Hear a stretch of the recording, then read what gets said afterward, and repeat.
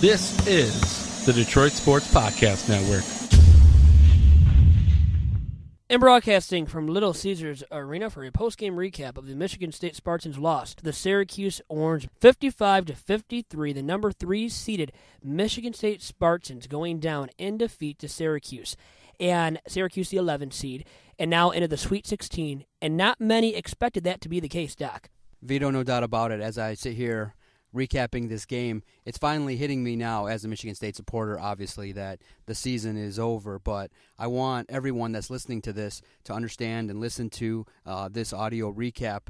You and I were able to go into the locker room and secure some audio from Miles Bridges, Josh Langford, Cassius Winston, and then, you know, it was really by chance. We were just kind of walking outside after the pressers, you know, the staff gave us the 5-minute warning, you know, they say, okay, it's time, the players are ready to leave and things like that, and we just walk out, and all of a sudden we see the big media scrum, and Tom Izzo's walking by, and you and I had an opportunity to be part of the media scrum after the pressers.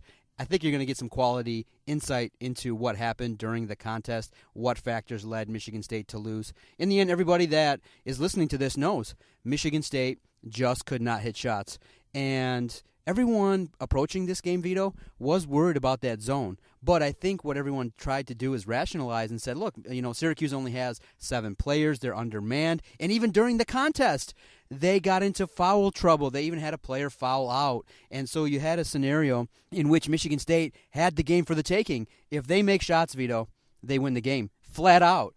And you had, you know, multiple people struggle. And you look at the box score, when you look at the stats and you look at what happened, Michigan State's field goal percentage was dangerously low. They just weren't able to, at the key moments, make baskets. There were a few highlight plays with Miles Bridges and that thunderous dunk in the second half. But I think as you and I were watching in the gondola, watching the contest, late in the game when Syracuse was at the free throw line, they just secured the game by making free throws. And Michigan State, they had chance after chance after chance. And in the end, Vito, when you can't put the ball in the basket consistently, even with the superstars that they have, you know, for Michigan State, it's over. And the season that once had a lot of promise is now over. And it's really disappointing as a Michigan State supporter. It's really disappointing to see a Michigan State team that had potential, but in the end never really lived up to it. And now you're probably going to see a massive change in Michigan State with maybe Jaren Jackson leaving for the NBA and most likely Miles Bridges. And if you guys listen, stay tuned. You'll hear Vito in the locker room asking questions that we felt were pertinent, and I hope you enjoyed it. And one thing I do want to add, though, Vito, in this recap is the experience of covering Michigan State, being that I was a supporter, was really awesome in that I was able to put that aside. We really did the job at hand, and we were able to, you know, bring insight. We were able to secure video, get audio from the game. And I just want to say thank you for joining me in this endeavor. You were there all weekend. You did great things for multiple entities. And I got the chance just to sit back and watch everybody greet you. Similar to when we're out and about, you know, where I just get to see everybody talk to Vito and crack wise, tell jokes. And I get to see how people view you. And then a chance for me, myself, to introduce myself to a couple people. I think the next go-around, what's going to happen is, I know, like, I'm always pumping up the podcast and always pumping up what we do and things like that. After today, after what we were able to do in terms of the pressers and things like that, I'm just going to treat this like another media entity in Detroit. I feel like we've done some great things. People are recognizing what we're doing, and I'm not going to keep harping on the fact that, oh, look, we're a podcast doing this. Look, people say you guys are doing a good job. We're just going to keep doing our job, and we're going to stop being like the new kids on the block. We were there. We were in the mix. We were doing things similar to everybody else, and I feel like we asked great questions, and we did good work. I'm proud of you being the Detroit Sports Podcast columnist, reporter, really everything that you do for the network. And like I said, even to recording this post-game audio, I could not have asked for a better partner to do this with. You know, I wish we would be speaking on different terms. I wish Michigan State would have won the game. It would have felt different. But in the end, the loss provided us as a network, as reporters, a chance to grow and things like that. And as always, continue to follow us on our Twitter page at Detroit Podcast and visit our website, DetroitSportsPodcast.com. I just want to ask you, quickly, how would you summarize your experience this weekend covering the NCAA as part of a podcast network? Well, I would say more positive than MSU. Disappointing, emotional for Michigan State. For me, all the experiences, all of that added up from Friday. I was there until 1 a.m. or something like that. I mean, almost the whole entire day into Saturday morning. I was there, was walking. I was up on the gondola section of Little Caesars Arena by myself. Nobody was there. When I walked out, I was walking on the streets of Detroit, was wondering where's my car. No, actually, I knew where my car was, but I got out of there, and it was a great experience, a great venue, by the way. And that arena really deserves a winning product from the Pistons, from the Red Wings, from somebody, from Sparty. I mean, trust me, LCA was hoping for that to be the case. Olympia was hoping for that to be the case. MSU came up short, very disappointing. Izzo and Miles Bridges were crying in the postgame press conference. And then you made Izzo cry as well after that, Doc. A very good question by you. The best question, I told you, in your highlight reel of questions that you've asked, number 1 was that question to Izzo. So check it out on Twitter at Detroit Podcast, and make sure to tune into the rest of this special edition of the DSP Network as well, as we have Tum Tum Nairn too. I don't think you brought him up. I talked to him as well, along with the other guys that you did already mention. And Doc, with that, let's get to those interviews, and first with Tum Tum Nairn. Tum Tum, how would you describe this team? What are the lasting effects, the impact that you think this team made on the Michigan State program? I think this is the best team I've probably been on, and just what we've been able to do in the community, just how we've been able to fight through adversity and stick together. I'm proud of these guys, man. I'm proud of what we've been able to accomplish this year, and I don't think anybody should put their head down. We didn't do what we wanted to do or what we thought we were gonna do, but that's a part of life. A lot of times you set out goals in life and you don't get them accomplished. And that doesn't mean you stop trying. No, you just keep going and you keep going, and hopefully you get it. Now, what do you think the guys that are returning next year can take away from this loss today, too? I'd let it burn and motivate them, use it as fuel to get back to this point. Because a lot of teams don't make the tournament, man. And you just to get back to this point and hopefully go all the way. What's the lasting effect that Tom Izzo has had on you? I'll be sitting here talking all day, but Coach is he's a great coach, but he's even more of an amazing man. And I thank him for everything that he's done for me over these 4 years, and everything I know he will continue to do, and whatever I decide to do with my life. You don't meet people like Coach Izzo every single day, and I mean that from the bottom of my heart. How would you describe the career that you've had at Michigan State? One that I couldn't even dream of as a kid. I'm so thankful. God has blessed me, man, and I'm really just humbled by it and thankful for it. Thank you much. Best of luck to you. That was senior Tum Tum Nairn, and now here are sophomores Josh Langford and Cassius Winston. How tough of a loss would you say this is for you guys? It's a tough loss, but you can't really it's hard to really look at it, but if you really look at it, this loss really doesn't define our season, just because of the things we've accomplished this season. We've accomplished so much this season, and the things that we've been through throughout this season, and to be able to accomplish those things, it speaks volumes about this team. It speaks volumes about the coaches we have in the program, the type of program the Michigan State program is. And, it's difficult, to really feel this loss. But at the end of the day, this team, you can't really knock this team, man, because this team has done some unbelievable things. And I don't care what anybody says, this is a great team. So many accomplishments. The Big Ten regular season championship, 30 victories in total. What are going to be the lasting memories of this team, in your opinion?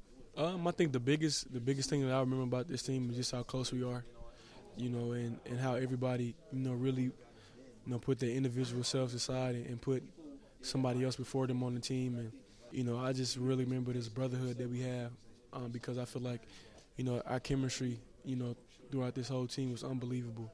And I've never been on a team, I've been on great teams with chemistry, and I've been on bad teams with that had bad chemistry. But, this team, hands down has the best chemistry, I've ever been on. And, this team is just, if you just look at everybody, what they've done, everybody has progressed, everybody has gotten better.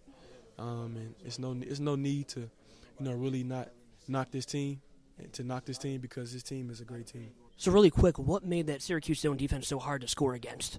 It wasn't, not to knock their defense. I feel like the Syracuse have really mastered the zone defense. And at the end of the day, we prepared well for this zone defense, and our coaches did an unbelievable job of getting us ready, for that. And we got great looks. We got the looks that we wanted to get, throughout the whole game, and the ball just didn't go in. Josh, thank you much, man. Best of luck to you too. What are your lasting memories going to be of this team, Cassius? This was probably the best team I played on in my life. Felt like I was actually out there playing with my family, and there's no better feeling than that. And what made that zone defense from Syracuse so tough to score against today for you and your teammates? I think the biggest thing, we just weren't hitting shots. Got a lot of good looks. They were long, force you into a lot of jump shots and things like that. But, we got a lot of good looks at the rim. That was sophomore Josh Langford and Cassius Winston. And now here is fellow sophomore and a first-team All-Big Ten selection this past season, Miles Bridges. So what are the lasting memories of this team going to be? You kind of already started talking about that. But what are those lasting memories going to be? I don't know, just the bond and the friendships that I made with my teammates, especially the seniors. Like I said, they're going to last a lifetime, and we have a lot of winners on this team, so we're never going to think of ourselves as failures, but this is a great group of guys. What has Coach Izzo meant to you? He's the greatest coach I've ever played for, and most importantly, the greatest human being. He truly cares about his players, and that's rare to find in college basketball. That was Miles Bridges on what he believes the lasting memories of this team will be, as well as what Coach Izzo has meant to him. Also had the chance to talk with Coach Tom Izzo. My interview with Coach Izzo is the last one of this special edition of the Detroit Sports Podcast Network. Coach Izzo talked to the media about why his squad lost to Syracuse on Sunday at Little Caesars Arena. And also, I got in a question and asked Izzo, how long will this loss be on his mind? Without further ado, here is some audio from Tom Izzo talking to the media after Sunday's loss to the Syracuse Orange. We lost the game because we didn't make shots, and that were good shots. I mean, we took some bad ones, average ones at the end, but we had some great shots in the middle of that. McQuaid, Miles, and Josh. I mean, Josh hit his first shot, and then I think missed 12 in a row. And I'll be honest with you, I don't think there were two bad ones. So I have no problem with that. I don't think I've ever seen Miles miss 2 free throws in a row. It was just that kind of day. And but what he gave me, the only sad part, for me, this will be hard to get over, but easy to understand. I hope our fans feel the same way about a kid like Bridges, who gave up so much and gave us everything that you'd want your son to emulate, everything in every single way. Class, shared his time, worked morning, noon, and night, was a great teammate, was unselfish. I mean, I could go on and on and on. And so make sure that talk radio and Twitter and everything else, puts it on me, not on him. Because if anybody puts it on him, there's going to be a problem. How long will this loss stay with you, Coach? I said maybe the start of next season, maybe longer. I don't know.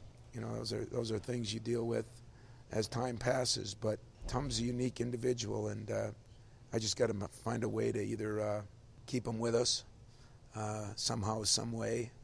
That kid, I don't want him going anywhere. I appreciate him, so that makes it a little more difficult than any I've been with. And yet I'm proud of a lot of them. When I look at Cassius and the way he grew this year and putting him on a kid that he was on today, bigger, stronger, faster, the job he did, there's a lot of pluses this year, a lot of things I'll appreciate. And that's all she wrote for this special edition of the Detroit Sports Podcast Network from Little Caesars Arena, recapping a big loss for Michigan State in the second round of the NCAA tournament. Syracuse advancing to the Sweet 16 to play Coach K and the Duke Blue Devils. Hope you enjoyed all of the interviews and all the video content as well that we provided via Twitter at our Twitter page of @Detroit Podcast. You can follow all of our podcasts daily and weekly at Detroit Podcast on Twitter, also at our website of DetroitSportsPodcast.com. That's all for now, guys, and I'll talk to you next with the next edition of Tigers Talk dropping this Wednesday. Talk to you then. Bye-bye.